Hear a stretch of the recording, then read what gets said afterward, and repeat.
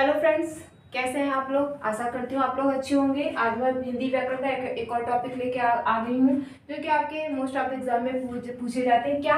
शब्द। शब्द भी कितने प्रकार के होते हैं? 3 प्रकार के होते हैं। पहला रूढ़, दूसरा यौगिक और तीसरा क्या है? योग रूढ़। रूढ़ मतलब देखिए ये पूछ लिया जाता है कि ये शब्द कौन सा है, रूढ़ है, यौगिक है या योग रूढ़ है, ठीक है ना।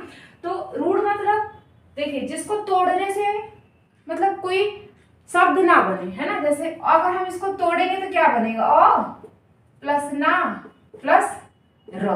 तो इसके तोड़ने से क्या कोई अलग अलग शब्द बन रहा है? नहीं बन रहा है। जिसके तोड़ने से कोई अलग अलग शब्द ना बने, ठीक है ना, मतलब कोई उसका मीनिंग ना निकले, तो वो क्या होता है? रूढ़ शब्द होता है, उसको हम रूढ़ में रखेंगे। दूसरा क्या है? यौगिक, जिसमें 2 शब्दों को जोड़ के हम लिखते हैं। जैसे क्या हो गया? सब्जी वाला, दूध वाला, घुड़सवार, गजगामी। अगर हम इसमें इसको तोड़ेंगे ना, देखिए तो एक का अर्थ तो निकल रहा है ना, इसमें एक का अर्थ निकलेगा, एक का अर्थ आपका बहुत बेसिकली नहीं निकलेगा, ठीक है ना। घुड़सवार, गजगामिनी, समझ आ रही है मेरी बात। तो ये सब क्या है? ये यौगिक है, मतलब ये 2 शब्दों से मिलकर के बने हुए हैं। दोनों को अगर हम अलग अलग करेंगे ना, दोनों अलग अलग शब्द निकल के आएंगे, ठीक है ना। तो इसके क्या है? यौगिक है। तीसरा क्या है? योग रूढ़।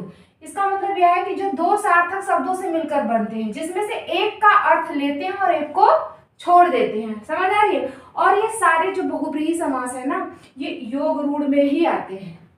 बहुब्रीहि समास से दशानन हो गया, लंबोदर हो गया, पीताम्बर हो गया, है ना। ये सारे किस में आते हैं? ये सारे आपके योग रूढ़ में आते हैं। मतलब जिसका लिखा तो यहाँ पे कुछ है लेकिन उसका अर्थ कुछ अलग। लंबोदर मतलब क्या? गणेश भगवान। दशानन मतलब रावण, ठीक है ना। तो जितने भी बहुब्रीहि आते हैं ना, वो सारे योग रूढ़ में आएंगे। इसमें उपनाम और उपाधियां भी आती हैं। जैसे बाबू, बाबू मतलब बाबू गांधी जी, है ना।